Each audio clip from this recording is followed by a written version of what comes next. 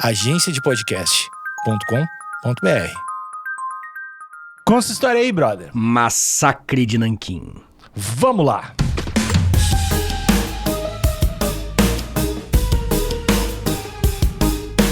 Cara, a real é que esse episódio, ele é bad, tá? E tu fez ele em 6 minutos, né? Não. Vamos falar a verdade. Explica pro ouvinte. Não é assim. Mas eu mudei, tá? Fala aí, então. 2 ao mesmo tempo não dá. Fala, me respeita, o ouvinte quer me ouvir. Então. Eles pagam pra me ouvir. Olha só. A gente se encontrou na terça-feira. Yes. Foi terça-feira pra fazer um lance. O Vitinho foi lá, o Bambambam, fez uma parada pra Ubisoft. Beijo, Monstro sagrado, Vitinho. Eu não elogio pessoas, mas nunca. A produção da Ubisoft tava ótima. Vamos lá. Não me elogiou, né? Eu falei que eu não elogio, né? Falei que eu não elogio pessoas. Não ouviu? Além de tudo, é burro. Mas aí, enfim, Vitinho foi lá, príncipe do conhecimento, né? Com a sua espada, com suas palavras. Aí depois a gente não conseguiu gravar, né? E a gente tá com pouquíssimo episódio, porque a gente quer lançar o Manual do Desespero e meio que, né? Foda-se. Aí, Vitinho, de última hora, a gente combinou, vamos gravar na sexta. Vitinho, 10 pras 10, a gente combinou às 10. Chegou assim, meu, o que você acha da gente gravar hoje? Sendo que o compromisso do Google Agenda tá lá, né? Daí o filho da puta, 10 minutos antes, pergunta. Aí eu digo... Eu perguntei só que horas seria. Falei, Vitinho, a organização é a base de um bom negócio. Temos que gravar no horário combinado. Aí Vitinho, beleza, eu faço qualquer coisa aqui em 10 minutos e o ouvinte é burro. Posso? E não vai notar. Posso falar agora? Pode. O que eu fiz foi pegar um roteiro do História Meia Hora, tá bom? Que eu recentemente gravei, que eu recentemente coisei. E aí eu adaptei em 10 minutos, cara. Só isso que eu fiz. Normalmente eu não faço isso pra não ficar repetindo pauta. Então tu entendeu? É basicamente aquela indústria da cultura norte-americana que repaginava as coisas, pegava o jogo lá do Super Nintendo e transformava no jogo da Mônica. Basicamente. Mas o lance é que, tipo assim, o que eu evito fazer é o quê? É tipo no mesmo mês ou alguns meses próximos, ter um tema aqui parecido com o História Meia Hora, entendeu? Ouvinte, eu não tiro vocês pra trouxa. Vocês podem vir comigo, eu me preparo de 2 a 3 horas pra fazer esse podcast. Por dia, né? Por dia, todos os dias. Isso inclui corrida, isso inclui trabalho mental. Fora alimentação. Eu não posso comer muito carboidrato pra fazer um podcast. Eu tô sempre focado, porque a minha vida é pra vocês. Minha vida é de vocês. Legal. E ela tem que acabar rápido. Mas enfim, vamos aí nesse podcast que eu chamo de Restocast, que vamos fazer agora. Vai aí, Vitinho. Não, cara, enfim, o tema é relevante, o tema é importante e principalmente porque, né, cara, a gente tá... E virou uma caneta, né, a caneta também. O que é? O que tá a caneta? Nanquim, né, virou uma caneta depois. É verdade. Então, por isso que é um tema muito forte, né? É, muito forte. Mas aí o lance, cara, não é nem isso, né, a parte do Nanquim não é o grande lance, é a parte do massacre que eu acho que chama mais atenção. Depende, muito de ótica, Vitinho, porque a caneta... Perfeito. Com a caneta os políticos destroem o país, fazem massacres muito piores. Olha só. Entendi. Você achou que era isso, né? Que o episódio ia falar, né? Massacre da caneta Nanquim, né? Quando os beleza. A política brasileira. O massacre do... Que coisa horrorosa, cara. Mas enfim, o ponto é o quê? O Japão hoje é visto como um país do bem, concorda? Claro, claro. Você concorda que, tipo... Do bem, mas é da putaria quadriculada também, né? Não, o Japão é nojento com as coisas, né? Cara, não, o Ocidente também é, mano. Não, mas é que eu acho que botar quadriculado nas coisas... Ué, mano, muito, mas... coisa colegial. Eu acho que o japonês é um bicho pervertido, apesar de ser... Só um pouquinho xenofóbico nessa frase. Só um cadinho, né? Não. Para e pensa no que você acabou de falar. O japonês é um bicho... Eu acho que o japonês é um bicho pervertido. Caralho, Nick. Não é questão de xenofobia, é cultural.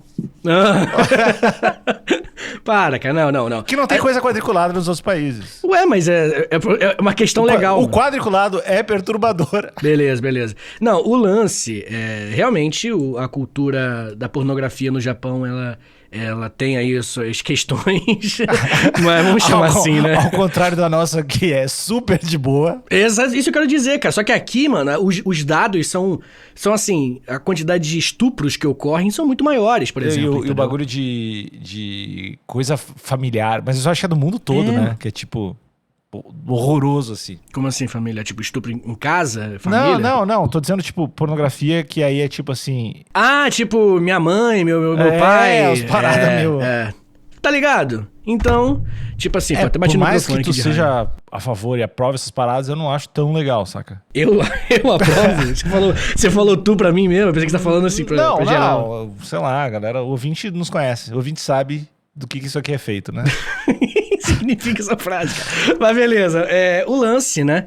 Eu tô falando do Japão porque o Japão, ele construiu uma imagem, tá ligado? Uma imagem, diplomaticamente falando, muito positiva. De um país que, pô, ele não entra em guerra, ele não entra em conflitos, ele não entra em disputa, mas isso é um efeito mola, tá ligado? É porque durante a Segunda Guerra, até antes da Segunda Guerra Mundial um pouco, o Japão foi extremamente violento, foi extremamente autoritário, extremamente imperialista. Cabe um episódio de imperialismo japonês aqui futuramente também. Uhum. E se tem um evento, um momento na história que podemos dizer que, pô, marca isso bastante, é o massacre de Nanquim. Uhum. Tá ligado? Que é o evento quando o Japão foi na cidade de Nanquim, na China, e, cara, cometeu algumas fontes. Já vou falar isso já porque é o famoso aviso de gatilho, né? Algumas fontes chamam esse evento de estupro de Nanquim. Uhum. Tá ligado? De tão pesado, né? E, enfim. Então, se você, inclusive, né, o ouvinte aí que é meio sensível com esse tipo de coisa, já fica o aviso aí. De repente é bom pular esse episódio. Talvez pular esse podcast também, porque... o podcast... às vezes deixa a desejar a acessibilidade em alguns momentos. Será que quando você falou que o japonês é um bicho tarado, foi um não foi casos? De forma pejorativa. Não. Com certeza, o bicho tarado tem várias interpretações. Mas, ó, vamos lá. Primeiro, eu acho que vale a pena trazer pra galera que o Japão ele mudou muito quando ele chegou no século XIX, 1868. Ele passou pela Revolução Meiji. Revolução Meiji é quando o Japão ele se industrializa drasticamente. O shogunato Tokugawa, né, que é o famoso shogunato, acaba e entra a Era Meiji, que é quando o imperador ele toma o poder de novo, né? O imperador estava meio que largado de lado por muito tempo e ele industrializa o país e se abre, né? Outra coisa importantíssima é que o país se abre muito para o Ocidente. E aí vem, né, a tecnologia ocidental, vem a Revolução Industrial.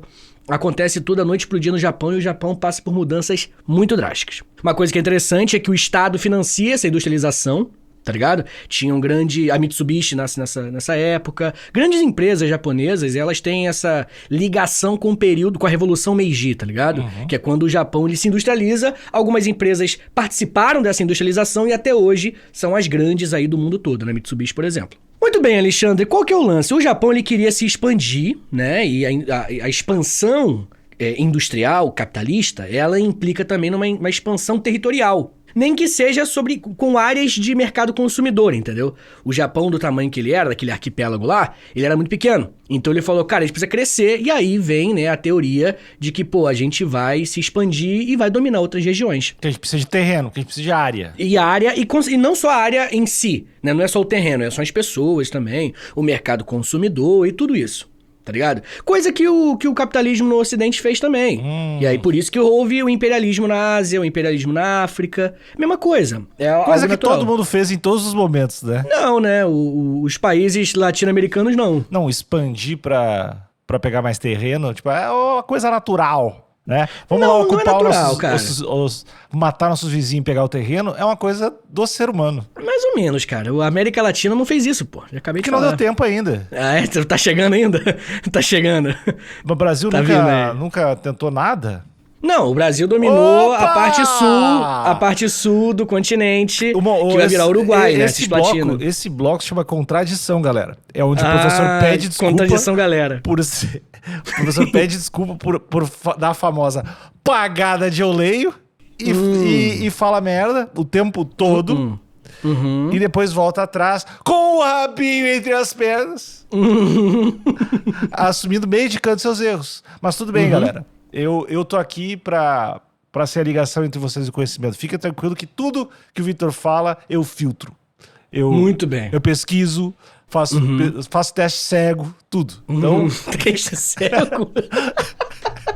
Como é que você faz o teste cego no que eu digo, tá ligado? Mas tudo bem. Eu tenho vários amigos que têm problemas de visão. Legal, é só um teste com eles, né? Eles são muito inteligentes. Que Caralho, que coisa horrorosa. É um teste cego, é um teste com a pessoa que é cega, né? Eles legal. Eu pergunto pra eles, eles sabem muito e me respondem se é verdade. Beleza, o tal do teste cego, né? Beleza. Não, cara, só pra deixar claro, não tem nada a ver com o que você falou. O imperialismo do período da Revolução Industrial é uma coisa e o imperialismo brasileiro aqui na América Latina é completamente diferente, muito antes também, enfim, não tem nada a ver uma coisa com a outra. Ah, sim, mas foi o que eu falei. O que você falou, cara? Foi o que eu falei. Eu falei que é natural, que não é uma questão de imperialismo, não é uma questão de comunismo, não é uma questão de... Não é uma questão de imperialismo. Não é uma questão de Neandertal.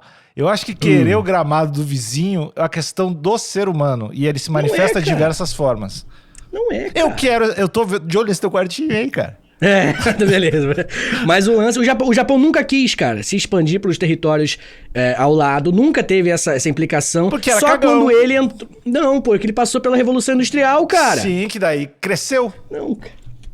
Muito bem, tá bom. Vamos seguir aí com essa atrocidade histórica aí. O ouvinte vai poder comentar no Spotify se ele acha que é natural se é uma questão do imperialismo, se é uma questão socioeconômica de um período, né? Acho que é mais ou menos isso que tu tá dizendo. E eu acho que é uma questão do ser humano que, em alguns momentos, essa ânsia de poder vai vir e ele, num microcosmo ou em algo maior, vai querer dominar o próximo.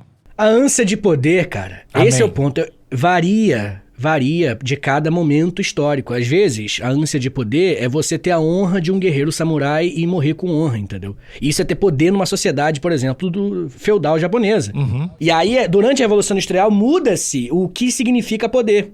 Entendeu? E aí, com a Revolução Industrial, né, com o avanço do sistema capitalista, a ideia é dominar as outras áreas para você ter mercado consumidor, matérias-primas e possibilidade de expansão, cara. Roma, essa época a galera não queria invadir coisas. Era outro período, porque era outro... É o que eu tô dizendo, é sempre a mesma coisa. Só não quer mais quando é cagão. É só isso.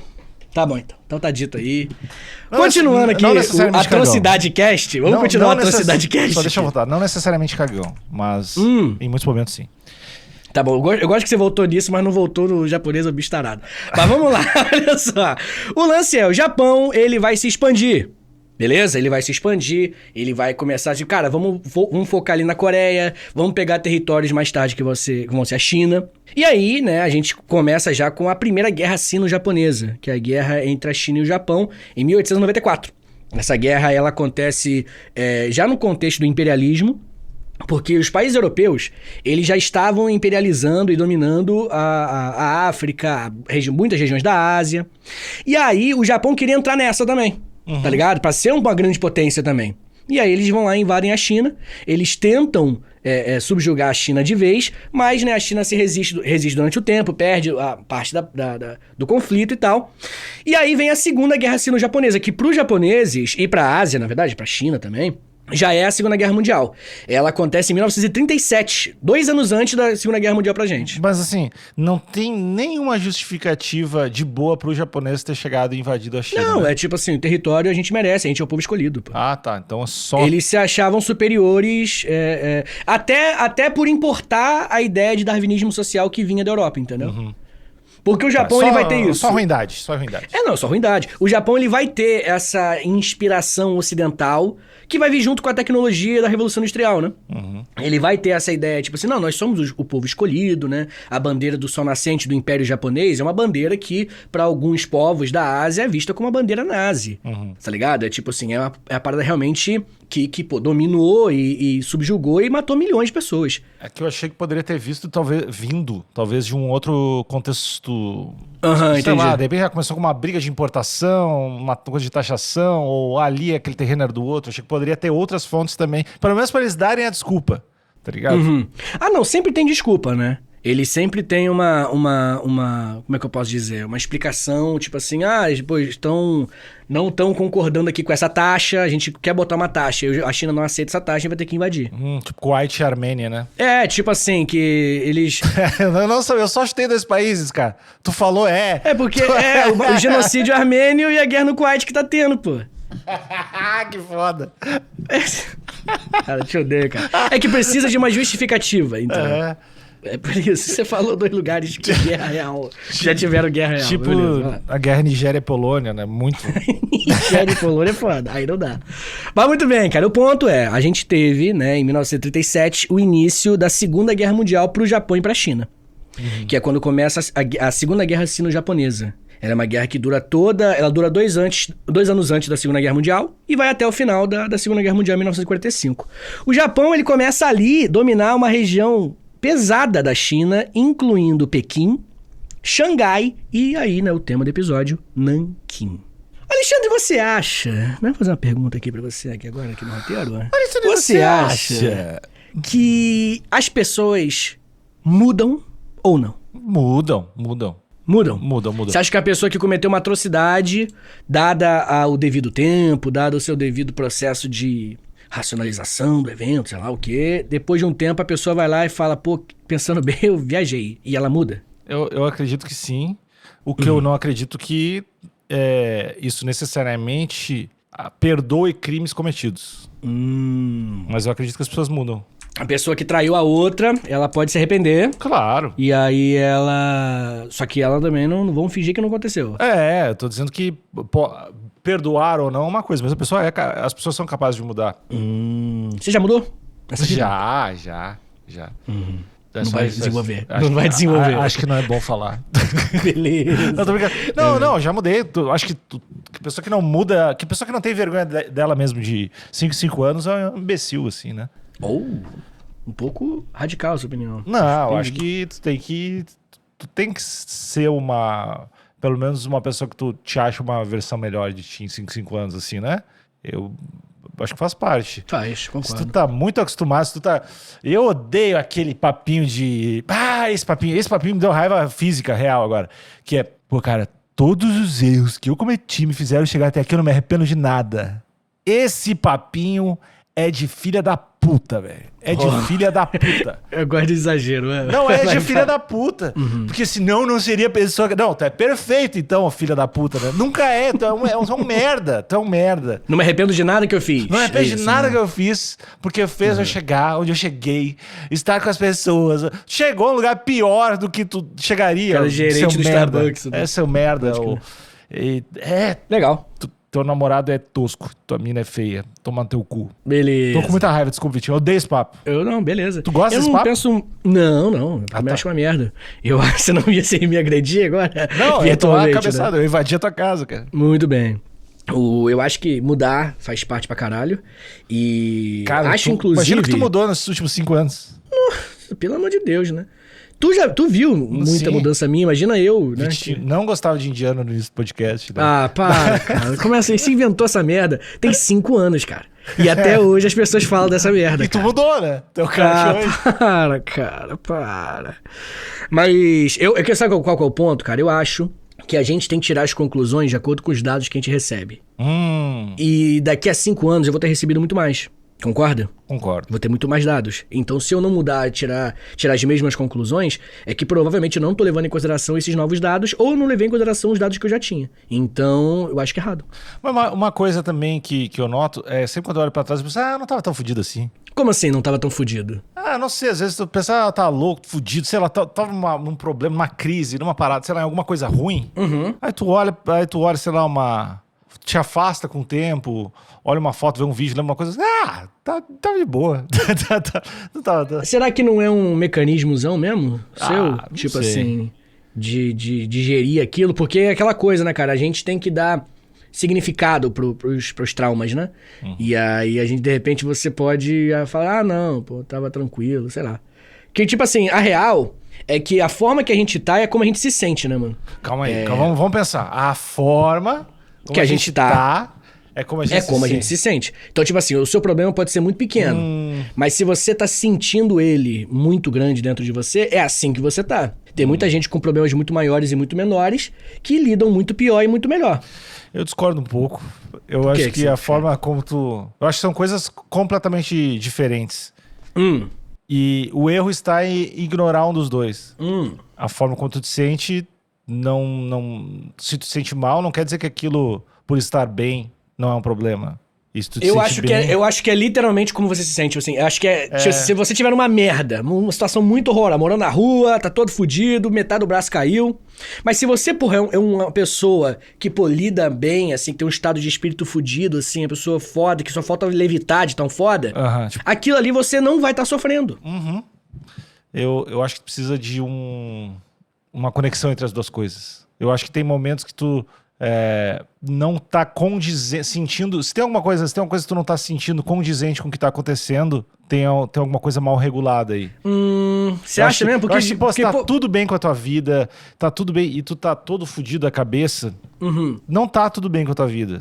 Tem alguma coisa... Não, concordo, não. Esse é o meu ponto. Meu tem ponto alguma coisa no fundo, naquela mecânica, naquelas coisas ali que não tá tudo bem. Se tu tá tudo bem, tá felizão, mas tá fudido, tá, sei lá... Pô, tu consegue ficar sorrindo e a vida, na verdade, tá uma merda. Eu acho que existe uma grande chance de tu tá errado, tu tá mentindo pra ti mesmo em algum... Tem uma conexão, tem uma ligação. Eu acho que tentar sentir as coisas e não virar o rosto pra elas é o mais importante do que qualquer outra coisa. Eu acho que é literalmente o que eu acabei de falar. Eu acho que você só concordou com outras palavras. Tipo assim, como você se sente. O que eu falei foi bem melhor. Tá bom. É como você se sente. É como você se sente, tá ligado? Tipo assim, se você se sente bem, tá tudo bem. E aí esse é o desafio. Porque, cara, se você olha pra uma criança na Revolução Industrial do século XIX, olhando a nossa vida hoje, e ela trabalhando com 18 horas por dia, cara, a gente pode ter terminado um relacionamento de 10 anos chorando e a criança falar, cara, você é um imbecil de estar chorando, tá ligado? Eu acho isso. Então a gente precisa de mais crianças na Revolução Industrial? É literalmente o que eu falei, Alexandre. Vamos dar prosseguimento aqui, já que a gente chegou na conclusão. Fazer um teste cego. Walter, o que tu acha? Muito bem, cara, vamos lá. O lance, qual que é? O Japão, ele entra na Segunda Guerra, né, principalmente com a China, antes do resto do mundo. O mundo trata a Segunda Guerra Mundial como um evento em 1939, quando o Hitler invade a Polônia. O Japão e a China e a Ásia tratam como um evento que começa um pouquinho antes, 2 anos antes, com a Segunda Guerra Sino-Japonesa. E aí, vamos lá, né? Qual que é o ponto? Aqui nessa guerra, a gente tem a conquista de Nanquim logo no primeiro ano de guerra, que é quando o Japão invade a cidade de Nanquim, e na época a China era capitalista. Tinha o Chiang Kai-shek no poder, que inclusive esse governo capitalista, que se não me engano é a República Democrática da China, ou só a República da China. Acho que é a República da China só o nome do governo. Esse é o mesmo governo que vai fugir pra Taiwan, e tá hoje lá em Taiwan. Então, tipo assim, aqui a gente tá falando do governo que está em Taiwan hoje. Tá. Entendeu? Eles estavam controlando a China nessa época. E aí, qual que é o lance? O Chiang Kai-shek, ele, que era o líder da República da China, ele manda a galera fugir, né? Tenta fazer uma estratégia para evacuar a galera quando Nanquim vai ser invadida. Mas mesmo assim, né? A população civil, ela não conseguiu fugir totalmente. E aí, em 1937, entre dezembro de 37 e janeiro de 38, os 2 meses aí mais ou menos, a gente tem um dos episódios mais brutais da história moderna, assim. Que é uma parada bizarra. A gente tem cerca de 100 a 300 mil mortos envolvidos nesse evento.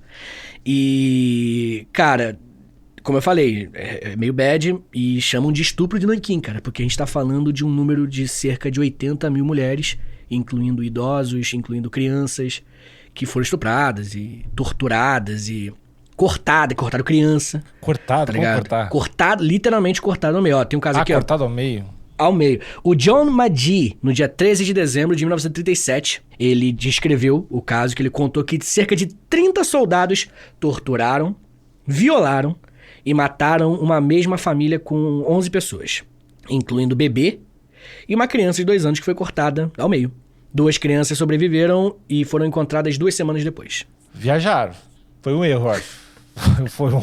Cara, é surpreendente. Todo mundo fala, mano, como que o Império Japonês, os soldados do Império Japonês, eles eram diferentes, assim. Por quê? Era muito ruim, mano. Era muito ruim. Era maldade mesmo, assim. É surpreendente, assim. Tipo, onde tu vê, tem muita foto, tá? Tudo isso que eu tô falando tem foto pra caralho. As fotos são horrorosas. Eu passo. Tá?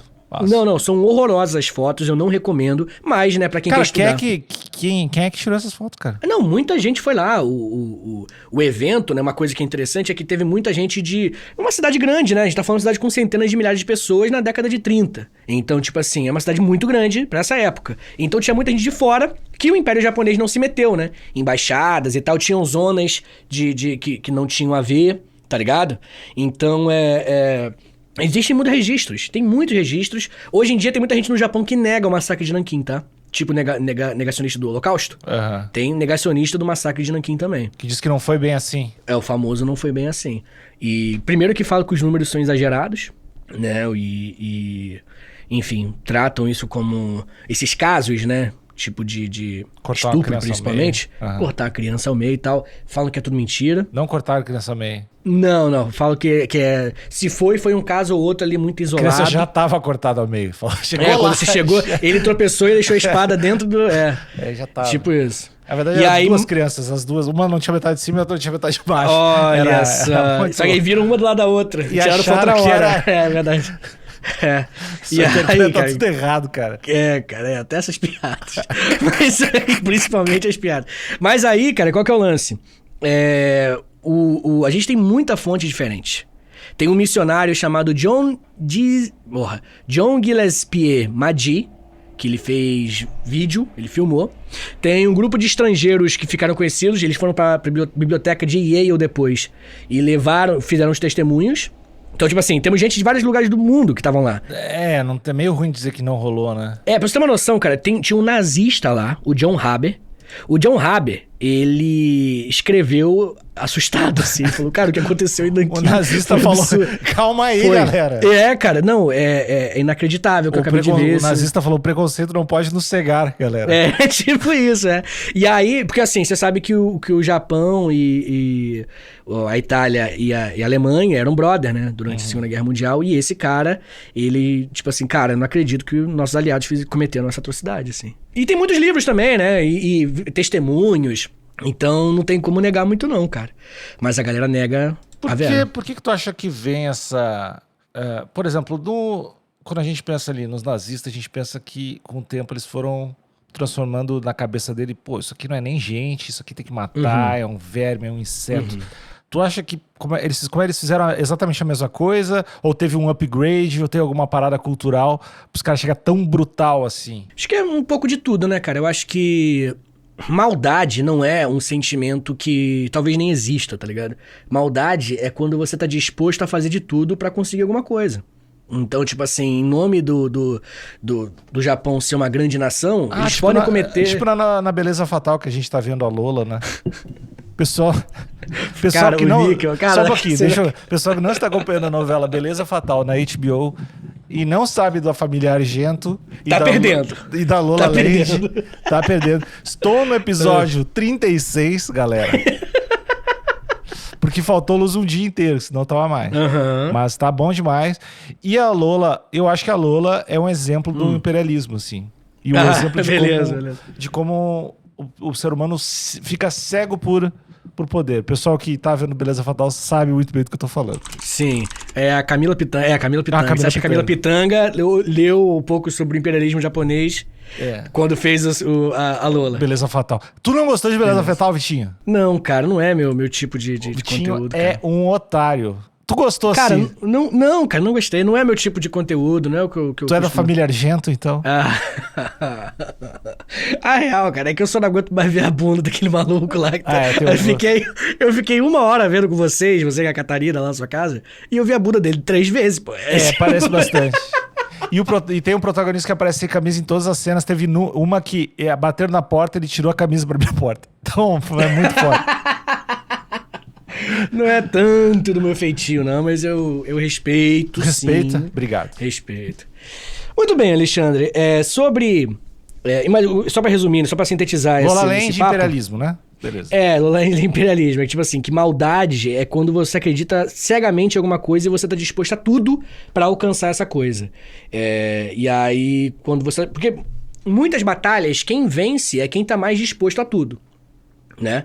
Se você for brigar com alguém e você tá literalmente tentando matar aquela pessoa e se matar no conflito, se for necessário, a chance de você lutar com mais vontade é maior, né? De você fazer coisas ali que desrespeitam os direitos humanos é muito maior, né?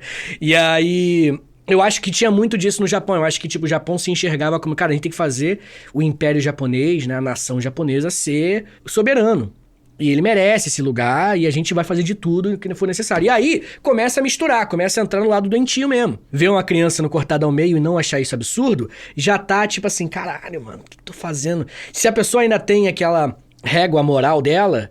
Ela vai olhar aquilo acontecendo e vai, tipo assim, pô, mano, acho que estamos exagerando. Mas quando ela tá tão doentia em busca da vitória, ela não, e para de enxergar a humanidade naquilo, tá ligado? Eu acho que é mais ou menos isso. Deu pra entender? Valeu? Foi deu. Tá bom, mais ou menos, né? Tá bom. Não tá prestando atenção. O lance, Alexandre, é que o Tribunal Militar Internacional para o Extremo Oriente falou de estupro especificamente 20 mil mulheres, incluindo crianças e idosos. Bad. Uma coisa que é interessante é que em 1991, recentemente, um historiador japonês chamado Yoshimi Yoshiaki, ele descobriu uns arquivos na agência de defesa e os arquivos tinham ali um documento chamado Sobre o Recrutamento de Mulheres para Bordéis Militares. Tipo, especificamente de pegar instalações de conforto sexual. Conforto? Caralho. Cara, é maldade real mesmo, assim. Os caras negam essa merda. Isso é um documento, assim, escrito. E aí a ideia é justamente, né, sobre o que aconteceu lá em Nanquim, isso é no contexto de Nanquim, que a galera pegava mulheres pra estuprar mesmo, assim, em grandes números e tudo mais. É muito maldade, cara. É ruim. Tá maluca. E aí, né, qual que é o lance? Uma coisa que é interessante, eu tava falando com você, né, das zonas de segurança de Nanquim, tinham alguns... esse nazista aí, que eu falei, o John Rabe, ele criou, ele ficou tão embasbacado com o que ele tava vendo, que ele criou uma zona de segurança. Ele falou, cara, aqui ninguém vai poder ser morto, ser estuprado, nem nada. E aí os japoneses respeitaram, né, porque ele é um representante do partido nazista, tá ligado? E aí, enfim, na zona, quem conseguiu entrar nessa zona de segurança conseguiu sobreviver, mas quem não conseguiu entrar sofreu as consequências. Uma coisa que é interessante é que os soldados chineses, que estavam lutando contra eles tiraram as roupas de militares e vestiram roupas de civis. E aí os japoneses começaram a matar indiscriminadamente um montão de civil, achando que podia ser soldado também, tá ligado? Tá, e oficialmente qual era a justificativa na época pra matar tanto civil? Ou não tinha, ou não aconteceu... Ou não... Cara, a guerra total, né? O conceito que você tá falando é o conceito de guerra total. A guerra total, desde a Primeira Guerra Mundial, ela é o conceito que predomina, assim, tipo, até hoje, né? Hoje, lá na Ucrânia, por exemplo, tem casos de civil que morre e é isso, saca? O que acontece aqui é que é um número maior. Saca? O absurdo aqui é que, tipo assim, os japoneses, eles não só não tentaram matar os civis, eles mataram sistematicamente e cometeram atrocidades e mataram de forma... absurdo, foi mais vil do que a guerra já é. Sim. Tá ligado? E aí que... né, massacre, né? Daí que vem o nome. Pelo menos hoje em dia, assim, pensa lá, Ucrânia, essas paradas, o cara diz, não, ela que eu larguei numa bomba e foi umas casualidades que tava do lado ali. Morreu 35 civis e um soldado. Mas é porque a galera tava do lado. Esse aí eu acho que nem... É só, vamos dar uma limpada no... Não, esse um dos principais argumentos do exército japonês, né, e dos negacionistas do massacre de Nanquim, é que muitos chineses botaram roupa de civil, tá ligado? E aí eles, vou ter que matar todo mundo agora, né? Aí tu me deixa numa ruim, né? Tem que matar todo mundo agora. Vou ter que... Será que essa criança de 2 anos aqui é um soldado chinês? É um sniper chinês? E aí vão matar ela. E aí o lance é que... Uma coisa que é interessante é que rolou o julgamento, né? Rolaram vários julgamentos dos crimes de guerra do Japão. Depois da Segunda Guerra Mundial, né? Assim como rolaram os julgamentos de Nuremberg para os nazistas, né? Também rolou para os japoneses. Foram vários julgamentos, né? Internacionais e tal, pra galera que cometeu as atrocidades na Segunda Guerra. A família imperial foi poupada. Tipo, saiu como nada da família imperial, né? Tanto que eu até falei lá no evento da Ubisoft que a mesma família real, que tá lá desde 660 a.C. com Jimmu, é a família Yamato, tá até hoje lá no Japão. Então eles nunca saíram do poder. Só enfraqueceram, né? Em momentos de enfraqueceram, voltaram ao poder, enfraqueceram. Mas é a mesma família imperial. É a mais antiga do mundo que tá no poder até hoje. Mas enfim, aí, né? Qual que é o lance? Tem muita gente que nega, muita gente que fala que, esses números são exagerados. E a China trata isso como o número mais alto, né? Óbvio, que é se esperar, né? A China que traz o número de 300 mil. Outras fontes divergem entre 100 e 200 mil, que ainda é muita coisa, né? Mas a China defende isso. E uma coisa interessante é que tem bastante museu sobre o massacre de Nanquim. Tem... a memória desse evento é muito disputada hoje em dia. Mas assim, a família, beleza. A família fala, pô, na real vocês estavam na praia e não viram.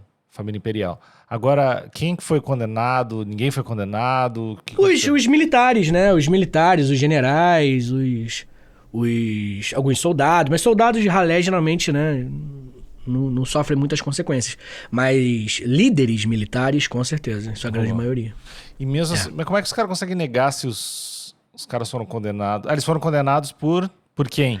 Por um tribunal internacional. Tipo assim, foram representantes de vários países. Tá. É porque logo depois da Segunda Guerra Mundial, rolou essa discussão. Tipo, quem é que vai julgar, tá ligado? Porque, pô, se, por exemplo, a França julgasse, ia ser uma coisa. Se a Inglaterra julgasse, ia ser outra. E aí, né, a gente tem esse esforço. Se eu não me engano, o primeiro momento na história que você tem um tribunal internacional é depois da Segunda Guerra Mundial, tá ligado? Pra tentar julgar meio que imparcialmente, entre aspas, né? Mas aí é isso, Alexandre. Uma coisa que nem vale a pena lembrar, né, é que depois que você ouve essa história... E aqui é uma história, tá? De todas as atrocidades que o Japão cometeu durante a Segunda Guerra Mundial, tá? O Japão não é só aqui que o Japão fez coisas inacreditáveis. Muita gente se pergunta sobre as bombas nucleares, né? Porque as bombas nucleares, quando a gente estuda, que matou entre 150 e 250 mil pessoas também, muita gente fala, cara, que pena, né? Pô, olha como é que os japoneses sofreram nesse evento. Só que quando você ouve essa história, você já fala, sofrer, né? Será que não tá meio que pagando um pouco, né? Pelo que fez? Tudo bem que os civis morreram. Mas você tá entendendo como é que já fica mais ambíguo o debate? Você acha que o Japão pagou pelo que ele fez com as bombas nucleares? Ou faltou uma terceira pra garantir a brincadeira? Que são coisas diferentes, né? Foda. São. Não dá pra... Mesmo sendo eu, não dá pra generalizar tanto, né? Olha só, se o Nick não tá generalizando... É tipo o general nazista lá falando, calma, pessoal. Literalmente. A mesma coisa. Tipo assim, não dá, né, galera? Não dá pra dizer que é a mesma coisa largar uma bomba lá. Não dá. Isso. Mas vacilaram. Deveriam, pelo menos, perder a Mitsubishi também, assim. Perdeu as coisas. Aí. Perdeu o direito de... Eles poderiam perder o direito de falar que samurai é de lá e levar pra outra história de outro país. Você acha que faltou perder o samurai? Cara, mas na real, como é que tu vai... E podia dar pra todo mundo, né? Podia falar, pô, o samurai sempre teve no mundo todo. Aí. A gente tava junto com os dinossauros. Caralho, samurais e dinossauros, moleque. É um jogo novo que eu vou lançar, tá? Samurais e dinossauros. É muito foda tu pensar... O que os caras podem fazer depois disso, né? Como é que tu vai pedir desculpa? Como é que tu vai... Cara, né? Não tem... E como é que tu vai punir de forma justa isso? Adequada, né? Meio que... Acho que esse é o segredo, fazer a maior atrocidade possível, que não tem como punir da forma possível. Não tem punição suficiente, né, no mundo. O que tu vai fazer? Tu é o advogado de acusação no mundo. O que tu faz? Difícil, cara. Mas eu acho que... Cara, que é difícil escalar isso aí, né? É muito tipo assim, difícil. Ser mais horrível que isso... Só aumentar o número, né? Na real. O quê? Não, como ser assim, mais horrível do que os caras fizeram. Só aumentar o número, exatamente. Cortou criança no meio. E, cara, eu acho que... E tem muitos outros relatos também. Por que tu cortar criança no meio O cara tem que estar muito ruim mesmo da cabeça pra fazer um negócio desse, cara. Será que achou achar alguma coisa diferente lá dentro? Por que ele cortou a criança no meio? Para, cara, não. Tipo um Kinder Ovo. Não, tipo, o que se passou pela cabeça de cortar a criança no meio, cara? Não façam isso, galera. É uma campanha história pros brother. Não cortem nenhuma criança no meio, por favor. Muito bem.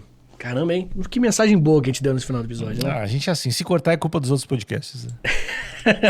Eu nunca vi o Café com Deus Pai falando isso. Pois é. Nunca vi isso. E quem se silencia, às vezes, é quem tá... condizente. Tá sendo condizente. A gente tá querendo dizer que o pessoal que escuta Café com Deus Pai está sendo influenciado a cortar crianças ao meio. É isso? Não, eu estou dizendo que eles não estão sendo desinfluenciados. Eu nunca vi mensagem dele, galera.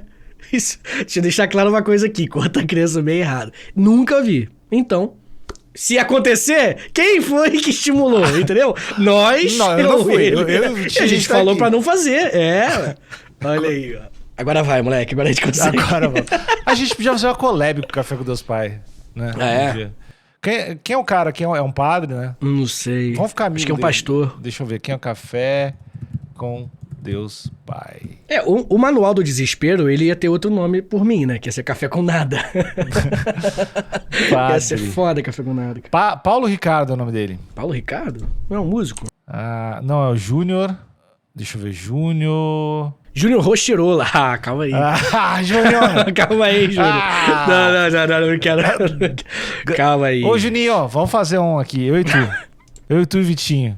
Juninho Rostirola, não. Pô, velho. Rosto de rola. Aqui, ó.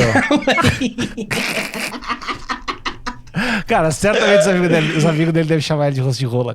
Tipo assim, caralho. Zero dúvida, né? Será que ele tem um rostinho? Tem um pouquinho, cara, de rosto de rola mesmo. Com todo respeito, tá, o Pastor Júnior?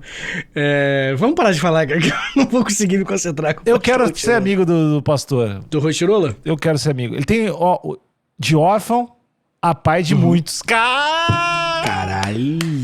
Mandou muito. Bonito. Eu vou mudar a minha bio agora. De órfão para pai de todos. E aí eu vou ser muito melhor que ele. De muitas. Aí, ó. Já de rola a crítica. Que coisa horrorosa, cara. Eu quero ser, a galera que tiver contato ou for amiga, manda DM pro Juninho aí. Vamos fazer uma collab. Uau. Uma collab especial. Provavelmente vai rolar, galera. Certeza que vai rolar. Qual o episódio que a gente faria? História do café. Olha aí. Ele é o cara, claramente religioso. Sim. Todo religioso. Quem sabe a gente poderia pensar assim, ó, se a gente refizesse um filme completo da Bíblia, quem seriam os atores que a gente colocaria? Esse pode ser o episódio. A gente faz junto. Ou top 10 passagens bíblicas. Beleza, top 10 passagens bíblicas. Aqui, ó, top 5. Aqui, ó, já. Juninho, meu bruxo, meu irmão, meu pai de órfão, não, enfim, meu irmão. Juninho, assim, a gente faz um episódio, top 5 trechos da Bíblia sem sentido comentadas por Juninho. Sem sentido? Que a gente acha que não tem sentido, o Juninho deve gastar, ele deve ser o cara... Talvez a gente fale assim, top 5 passagens bíblicas que a gente não acredita. E aí ele vai lá e desmente. Não, que a gente não acredita em porra nenhuma, mas tipo... Não, mas tipo assim, Deus mandou matar o calvo. Daí tudo bem. Mas, criança ri de careca. Isso. Porra. Aí o Juninho vai gastar, porque ele vai ter umas explicações. Se ele chegar aqui e falar, tem coisas que Deus faz... E nós não entendemos por ser... Aí ele vai ser vaiadíssimo. A gente põe um som de vaia aqui no... no Discord, sei lá. Eu pilhava muito. O Juninho vai gostar, velho. Cara, tenho certeza que ele vai topar na hora, mano. Por que tu acha que ele não toparia? Por que esse cara vai participar de podcast como o nosso, cara? Atrocidade atrás de atrocidade. Ele parece alguém que é primo do dono do Madeiro. Ele tem cara de alguém que é primo do dono do Madeiro. Aquele cara nem tá aqui, cara. Você já ofendeu ele de diversas formas. Não tô ofendendo ele. Eu tô vendo o Instagram dele. Ele tem cara de alguém que é primo do cara do Madeiro. Ele tá no shape, tá? Agora que eu vi aqui. Então, tu não acha que ele parece um primo do cara do Madeiro? Tá no shape. Não sei. O logo, isso aqui não é parado. Isso aqui é... Ele tá benzão, Gil. Pega uns contatos do Padre Marcelo lá. Esse aqui, ele tomando um cafezinho, mostrando o bíceps. Deixa eu ver. Caralho, eu vou te mandar depois. Cadê? Deixa eu te mandar aqui. Não, o louco é muito forte. Tô vendo. Juninho, todo mundo sabe. É o tríceps. Todo mundo sabe o que tu fez aqui, cara. Todo mundo sabe. E não tá errado não, mano. Não tá errado não. Mano. Imagina o trampo que esse desgraçado não teve pra ficar com esse braço. Dá uma gastada aí, Não, tá certo ele. O dedão do cara é grande, hein? Deixa eu ver aqui. Caralho. Juninho, vem. Só digo isso. Vem. Só vem. Então, beleza. contato@agentepodcast.com.br. Manda e-mail, vem. Muito bem. Então é isso, Alexandre Níquel, do nada, né? Essa é a história do massacre de Nanquim. Tinha nada a ver com o tema do episódio hoje. Esse aí foi mais um dos últimos História pros Brothers. A gente vamos fazer 3 anos de últimos História pros Brothers. Não, vai tá acabando. Vai ser... Vamos chutar quanto tempo pro ouvinte? Sei, mais um mês e meio, porque a gente... Tem que fazer. Vamos chutar aí uns 2 mesinhos estourando. Vamos ver. Mas assim, já entrem lá no Instagram, Manual do 10 Espero, 10 é o número 10, Manual do 10 Espero. Entrem lá, já sigam, cliquem pra favoritar esse Instagram, cliquem, não comentem pra engajar, porque a gente precisa de que esse Instagram realmente funcione quando o podcast for lançado, que vai ser em breve. E acho que a gente não tem muito mais o que falar. A gente já fez um piloto, a gente já lançou para um número seleto de pessoas que Isso é importante. A pessoa que segue a gente nas redes sociais, elas chegaram e receberam lá um link que elas ouviram, assistiram, sei lá, assistiram naquele vídeo. Assistiram o primeiro vídeo, o primeiro episódio do Manual do Desespero. E o piloto, né? E a gente não vai botar ele ao ar de novo, só pros apoiadores, né? Pros apoiadores, a gente deixa lá no ar. A gente deletou, era só pra pegar um feedback de vocês mesmo. Isso, recebemos feedback. Obrigado, inclusive, pra quem gastou um tempinho que realmente bastante escreveu críticas legais e teve o trampo de realmente ver inteiro e responder tudo. Valeu mesmo. Sim, muito legal. E acho que é isso, Vitinho. A gente não tem mais muito pra falar, né? Então, acho que semana que vem a gente se fala de novo no outro Story pros Brother. Continuem seguindo a gente, porque o Manual do Desespero vai ser mais legal que tudo isso aí, tá bom? Exatamente. Você me encontra no @prof.vitor_soares e encontra o Níquel aonde? Me encontra nas ruas, né, cara? Eu sou um cara das ruas, mas na web, né? Na World Wide Web, no @AlexandreNickel, NICKEL, tá bom? Beleza então, gente. Beijo, tchau, tchau. Valeu. Beijo.